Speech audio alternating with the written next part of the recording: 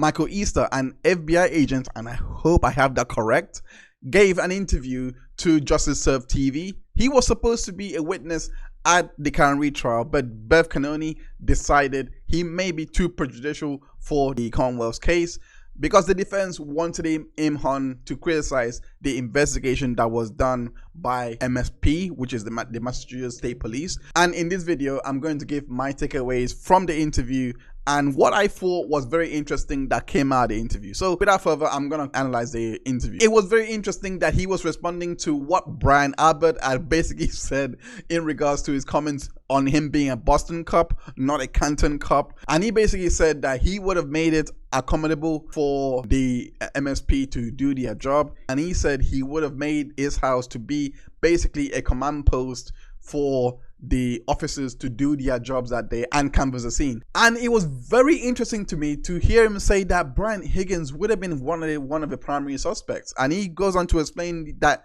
even though he understands that everyone can get a lawyer, that this is probably a situation in which, if that was the case for him, he would have said to Yuri, hey, let's take a look at this guy, because it's weird that he as a police officer is being forthcoming with his evidence saying, hey, this is what I found. So he would have wanted to know, what's the vested interest here? Is this your case? Why are you doing this? So that's what I basically got from him. I would have now made your Higgins a suspect. And I would have made him a suspect regardless of what Higgins does with his physical device. His cell phone carrier would have had all his calls. I think he was Verizon initially, so we would have seen text, but we wouldn't have seen cell site for text. He would have had signaling or time in advance that's similar to Karen Read. Think of distance from tower and data sessions. And what I put in there was they should have got those to determine whether or not his statements of going to the military base were true and accurate, that his device was destroyed. Because we would have seen that disconnect from the network of that device. We could have just verified that he did that, which I still think is highly suspicious. And what was his new account? And because he had an iPhone, did he have an iCloud account? Why couldn't we go back and request his iCloud account? Did he sync up his new device to his old iCloud account? If he did, then things that are on his new device were on his old device, right? He also brings up something that was very, very important, and I never saw this coming. He said that the DOJ would never ever disclose to anyone that they have closed an investigation. This was strange. This was strange to me because this goes against what Jen McCabe says. When Jen McCabe said that the FBI closed that information, how would she know? It's either they have someone working as close to the DOJ to basically confirm that information and told her that the investigation was closed, which I highly doubt, or she just made it up. I really think that she just made this up. And Michael Easter goes on to basically explain later on that if the DOJ had basically closed an investigation or do anything of that nature, that what it would be is a completed investigation, and it will be passed on to the DOJ, and they wouldn't even review this information. They would just decide what they choose to do from there on. So again, Jen McCabe doing what she was doing on the stand to say that FBI has closed the case. I personally think it would have opened the door for Michael Easter to come in as a witness. I personally think so, because that has to be cleaned up, because that's just not, at least according to Michael Easter, who has experience in this, that just wouldn't be how it works. But I don't know. I don't know if the defense tried to get him in after that testimony was elicited. I don't know, and it wasn't really asked to him, so I can only speculate. But it sounds to me like the door was open at that point. He gave a masterclass breakdown of how after John O'Keefe was taken to the hospital, he would have closed off 34 Fairview, and he would have been canvassing the entire neighborhood that was close to the proximity.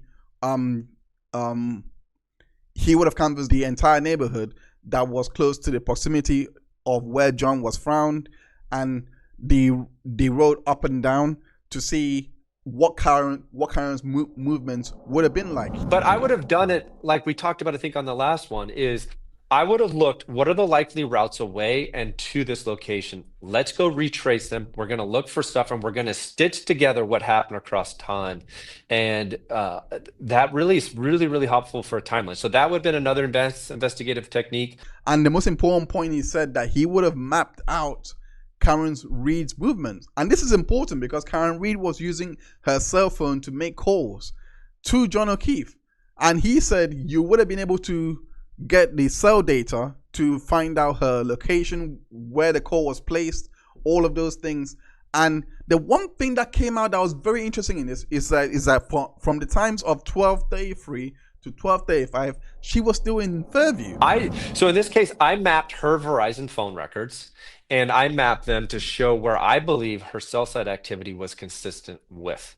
And in doing that, my opinion that the cell site activity was inconsistent with residents of One Meadows at 12:36. Okay. It'd be my opinion that she was still using cell sites up until about 12:35, maybe 12:36, consistent with the area of Fairview.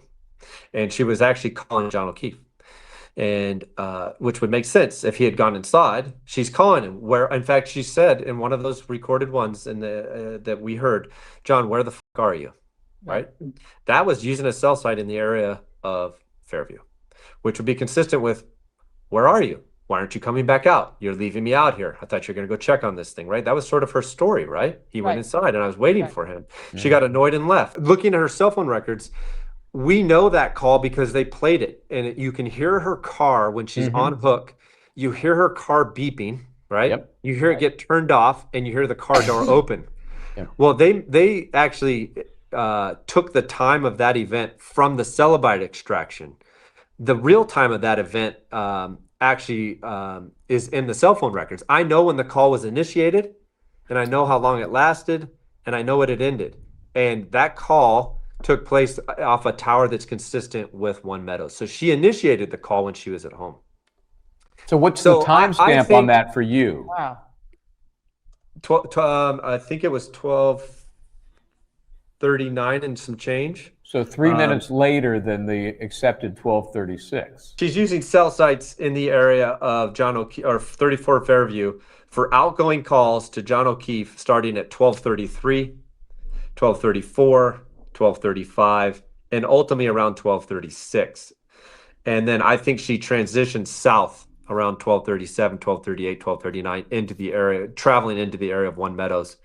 And so, yeah, my opinion would have been that the 12:36 would, I don't believe that's an accurate reflection of her location information at that time. And ultimately, you guys, I think I mentioned it, we would download the Wi-Fi router at One Meadows, so we would have known what time she connected. They had her MAC address, it was in her Celebrite extraction. To me, it shows that there was a lot of discrepancy in this story, because at least now I understand why the prosecution did not even try to show Karen Reed's movements after she had supposedly had a collision with John O'Keefe. We have to remember that the first call that she made to John was at 12:33. And we know John's phone did not work until 12:33, around that time. That was the last time that John's phone worked. So if she was at 12:33 and 12:35 at Fairview, this suggests something different. This actually suggests that she didn't even leave at an earlier time at all, that she was still waiting outside, that he probably was going in there to just basically say, hey everyone, I'm glad that we all meet up. I just want to say bye and all that, and go back with Karen. At least that's what I'm guessing the communication would have been in the car before he had gone inside, or something like that, and she was gonna wait for him. That's what his cell phone analysis is suggesting to me, that she was waiting outside, waiting for him. She got frustrated and then drove home. That's why the first thing that she's saying is, John, no one knows where you are. Where are you? All of these things, thinking he's cheating. And that's a better map from what we have received from the prosecution. At least you have an idea that the exit time would have been at the time of 12:35 to 12:37, and then get back to Fairview at 12:39. So what was that text stream data all about then? And that's what stood out glaringly. The text stream data does not have its own timestamp. So how do you connect that data to show that this is exactly what that time is, because you wouldn't have time to run someone over and then make calls and the call is still in Fairview. Because according to the information presented by the Commonwealth, she drove home after she had run him over. But based on the call data, she was still at Fairview till 12:35. So who did the running over then? At what point did that happen? At least when you look at it from this perspective and put the data together from the cell phones that was there, you get the idea that maybe this text stream data does not, or is not congruent or definitive at that time that they were trying to say that it was, that maybe it was at a different time. And the one thing that came out of this is that the text stream data does not have timestamps. So is it as reliable as the Commonwealth were trying to make it out to be? Because end of the day, you have to try and reconcile how that data is not matching up with the phone records that we have. At what point was she reversing at 24 miles per hour, doing all that? When did she leave the scene? Why did we not have anything regarding her movements in the second trial? Why did we not have that? At the end of the day, all of this is just confusing to me, and it just brings up a lot more questions, because when you bring together the testimony of Ryan Nagel, who saw the lights from Karen's SUV, we don't know what time that happened. Apparently that happened at 12:30, which would suggest that somebody was leaving that vehicle at that time. We only see steps being taken by John at the time of 12:32. Like I said, the difficulty is, why would Karen still be in Fairview for 3 whole minutes after she had supposedly ran John over with the car? Why would she wait there? And on top of that, is it that dark that you can't see what happened and you just assume that John had gone inside? Because you gotta look at the voicemails, all those things. It is kind of congruent with the jealousy that she was feeling in the text messages leading up to the entire thing. So when John, and I'm guessing here, she probably thought that John was gonna go in there for a few minutes, say hi to everyone, then come back out. So based on that, I'm just left with a lot of questions. What happened with his phone then? Because did his phone just die? Was his phone turned off? That would have been reflected in the data. At least I'm left with so many questions, because it was still a good fact that Hank Brennan brought out to basically say that his phone from 12:32 to 6 o'clock does not move at all. That's a good fact to bring up. So what happened with his phone, and how far were those 36 steps that he took? Because we still don't know where Karen was parked up. Some testimony was like she was parked up by the fire hydrant, etc. We still don't know, because end of the day, if she's still there, how does she get all that time to reverse and is still in Fairview? Like, it's not making sense. But it's not my job to try and figure it out. I can only offer opinions on what I thought regarding to the data. And I gotta give Michael Issa credit here, because he said the most important thing out of this. He said that if Karen Reed was the main suspect in all this, he would have zeroed in on her and tried to get as much data as possible to show every movement that she made, to basically present the case that she did run over this guy, that they would have got the Ring cameras, the surrounding CCTV cameras from her home, because they know that she went home, John's home. She went there to One Meadows from Fairview. So they would have got all the surrounding cameras. He would have mapped out the movements from Waterfall to Fairview, use cell phone activity, geofence data, all of those things. If that was what the prosecution had done, I think that it would have shown the unreliability of the text stream data, in my honest opinion. He also says that he doesn't think that the police department are going to reopen this investigation, because he just believes that they're just not going to admit that they're wrong. And I kind of see that. My final thoughts are, he basically showed how flawed this investigation was from the beginning. He basically methodically dissected every part of this investigation, what he would have done, how his department would have handled it, all of those things. And it shows what leaves a lot to be desired in this case.